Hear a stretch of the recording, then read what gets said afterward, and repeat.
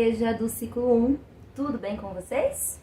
Bom, eu espero que esteja tudo bem sim. A gente está aqui novamente juntos e juntas para compartilhar mais conhecimento sobre o uso da água. Lembra que esse mês de março a gente vai falar sobre a água? E hoje, especificamente, a gente vai falar do uso da água na agricultura. Afinal, não tem como a gente pensar em agricultura sem pensar na utilização da água. Preparadas? Então, vem comigo. Então, sempre que a gente planta, que seja uma pequena muda, a gente sabe que a gente vai ter que irrigar ela frequentemente, não é verdade? Daí, imaginem só vocês uma plantação inteira, o quanto de água que ela não vai precisar, não é mesmo? Segundo a Organização das Nações Unidas para a Alimentação e Agricultura, a FAO, esse setor, que é o setor agrícola, é um dos que mais usam água no Brasil, junto com a pecuária. Sabe, a pecuária que é a criação de animais. Só para vocês terem uma ideia, 72% de toda a água que a gente consome aqui no Brasil é para esse fim. Bastante, né? Mas eu vou dar outros exemplos simples e ao mesmo tempo impressionantes para que vocês tenham essa ideia de consumo de água na produção, né? Em algumas produções. Por exemplo, vocês sabiam que para produzir uma folha sulfite, uma folha de papel, né? Essa folha de sulfite que a gente usa, foram gastos 10 litros de água? É isso mesmo. Um outro exemplo, né, no nosso cotidiano, por exemplo, a grande maioria das pessoas gostam de consumir aquela xicrinha de café quentinho, né, bem gostoso. Até o momento que vocês tomam, né, que a gente toma esse café quentinho, foram gastos 135 litros de água. Aí vocês perguntam, mas como, professora? Não é verdade? Você fica se perguntando como pode ser gastar tanta água, né, para a produção. Mas o ideal é que vocês pensem desde o plantio, seja da árvore para a produção do papel ou do pé de café, né, para chegar até o nosso consumo. Então, tem que pensar desde o plantio na produção completa. Vocês entendem agora como que esse setor consome muita água? Mas ainda assim, para ilustrar mais, eu vou dar alguns exemplos, outros exemplos da utilização de água desde a produção até o consumo, para vocês terem uma ideia. Ó, para 1 litro de leite, são necessários 1.000 litros de água. 1 quilo de arroz, para 1 quilo de arroz, são necessários 2.500 litros de água. 1 quilo de carne bovina, são necessários 17.000 litros de água. Uma calça jeans, são necessários 10.000 litros de água. E aí, vocês sabiam dessas informações? Ficaram impressionados? Eu também. Por isso que a gente tem que sempre pensar no consumo consciente e na reutilização de tudo que a gente pode reutilizar. E não simplesmente consumir e descartar, né? Mas é claro que, diante de todo esse consumo de água, é um recurso que está cada vez mais escasso, não é verdade? A gente já até conversou um pouquinho sobre isso. A agricultura, então, tem buscado criar algumas maneiras de economizar água. Por exemplo, ao invés da irrigação de pulverização, que é a mais usada e que gasta mais, tem se buscado utilizar a irrigação por gotejamento, por exemplo. Além, é claro, de verificar se não tem vazamento no sistema de irrigação, verificar o horário mais adequado, a quantidade exata de água, entre outras ações que buscam a economia desse recurso tão importante. Não é verdade?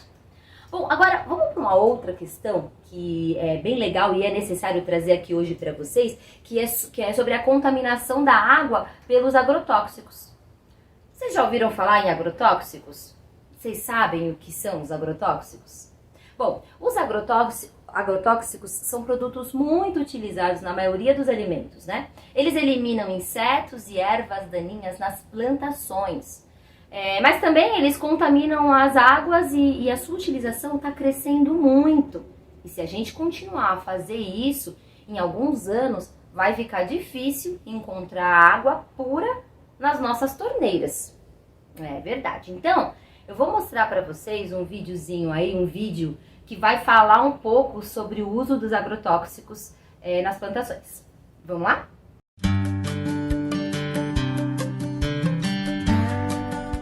Ao olhar esta linda plantação, não dá para saber se o que é cultivado ali esconde um perigo para a saúde. Por trás da bela paisagem, com alfaces verdinhos, à espera do momento da colheita, pode haver uma quantidade enorme de veneno. Volume de mais de 1 milhão de toneladas de agrotóxicos sendo utilizadas no país.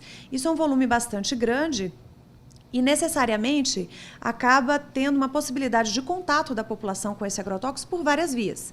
Então, tem o contato, que é um dos contatos principais, né, onde a gente tem o maior número de exposição, que é do trabalhador rural, onde a gente tem aí que a maior quantidade, né, de produção que a gente tem no país ainda é da agricultura familiar.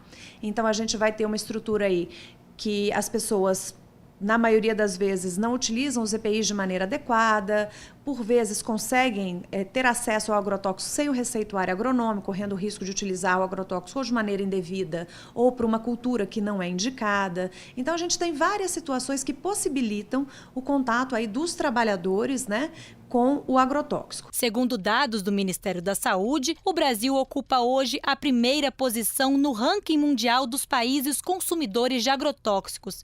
O objetivo é controlar pragas e aumentar a produtividade, mas o uso excessivo acaba por colocar em risco toda a população, não só os consumidores, mas principalmente os trabalhadores rurais, pelo contato direto com o veneno. O excesso nos agrotóxicos se tornou um problema de saúde pública.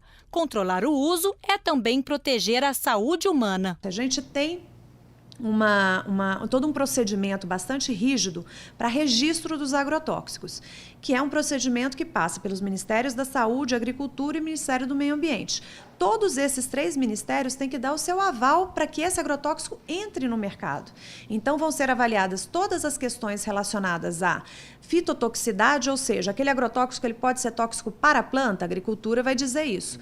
O Ministério do Meio Ambiente vai dizer como é que vai ser esse agrotóxico no ambiente. Eu vou ter algum problema com os animais, com as plantas, no ambiente de maneira geral, né? Desde o micro biológico vai ser analisado até as questões. E a saúde vai ver o quê? Como é que vai ser a exposição? Quer dizer, ele pode ser um agrotóxico que não cause fitotoxicidade, ele pode ser um agrotóxico que não tenha um impacto muito grande no meio ambiente, mas ele pode ser extremamente tóxico para a população. O comportamento do agrotóxico é bastante complexo. Independente da forma como foi aplicado, ele atinge não só a plantação, mas também o solo e as águas, por conta da ação do vento e das chuvas, o que faz com que o produto se espalhe. Qualquer que seja o caminho do agrotóxico no meio ambiente, o homem é o principal receptor. Quem já sofreu com o uso do veneno, como o produtor rural Joy Vale, sabe bem os danos. A solução foi partir para o cultivo de produtos orgânicos. Como o veneno ele é lipossolúvel, quer dizer, ele é solúvel em gordura, ele não sai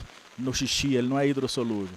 Então nós tivemos um problema. Em função disso, vendo que o que a gente produzia de alimento com veneno não era realmente alimento, não trazia saúde, é que a gente resolveu parar de produzir. E à época nós conhecemos a agricultura alternativa, dita alternativa, que era produzir sem veneno. O cultivo é feito sem o uso de adubos químicos. Com as plantas, seja convencional ou orgânicas, né, o nível nutricional, os elementos nitrogênio, fósforo, potássio, o nível de exigência é a mesma, não muda o fato de ser orgânica. Porém, nós pegamos e utilizamos esses adubos, todos eles de origem vegetal. Trabalhar com uma cultura que não recebe nada de agrotóxicos, então é uma segurança não só para o consumidor, mas fundamental para o operador, para o colaborador que está no dia a dia ali naquela cultura.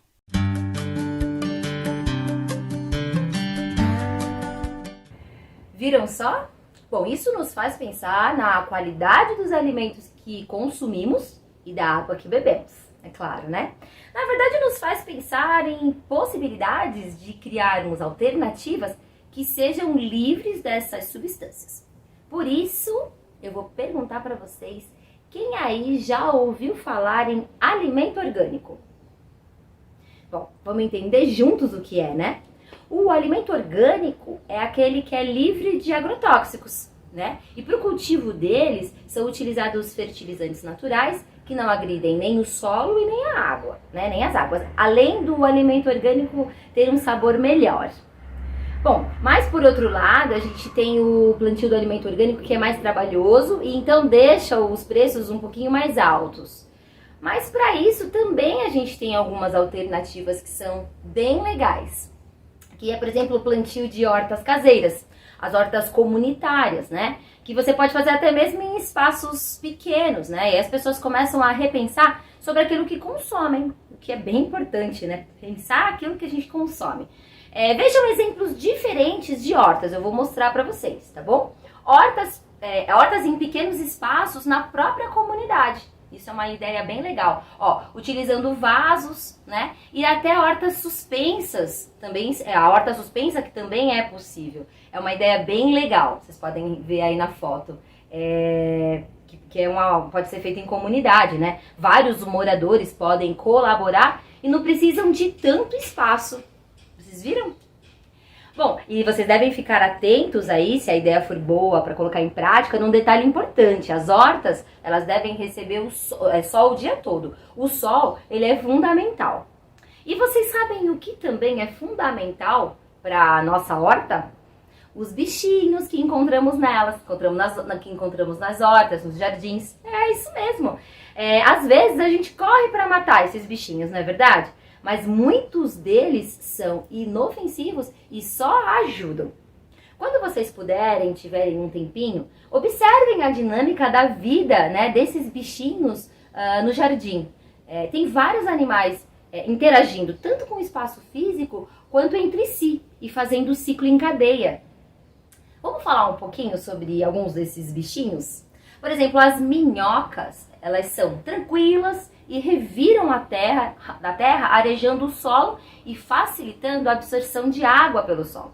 São verdadeiros adubos naturais.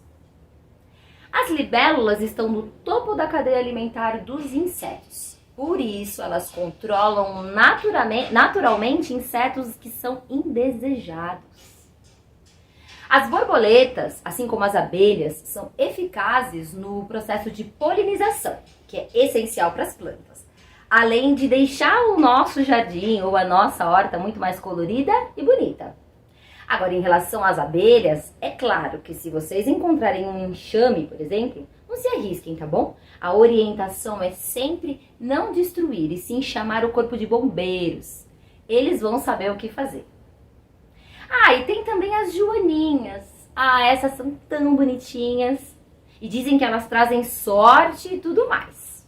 Bom, além do que, elas são ótimas para a horta, porque elas fazem o controle dos pulgões, que causam estragos, e também pequenas lagartas e ácaros, que são prejudiciais para a horta. As joaninhas têm um grande apetite. Elas conseguem devorar até 200 pulgões por dia. Vocês conseguem imaginar isso? Bom, e tem as aranhas também, né? Que geralmente a gente mata, porque a gente fica com medo e porque para se defenderem as aranhas podem atacar. Mas elas também são muito úteis, viu? Porque elas conseguem comer mais insetos prejudiciais que todos os outros bichos.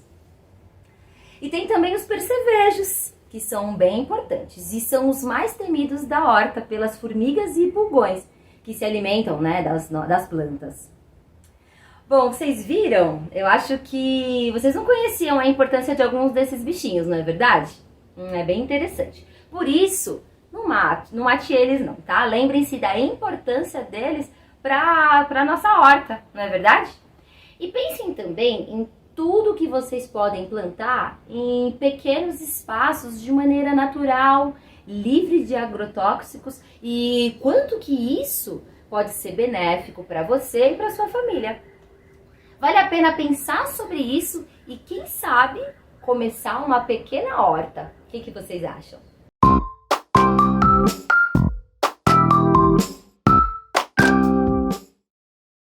E aí, vamos para a proposta de atividade de hoje?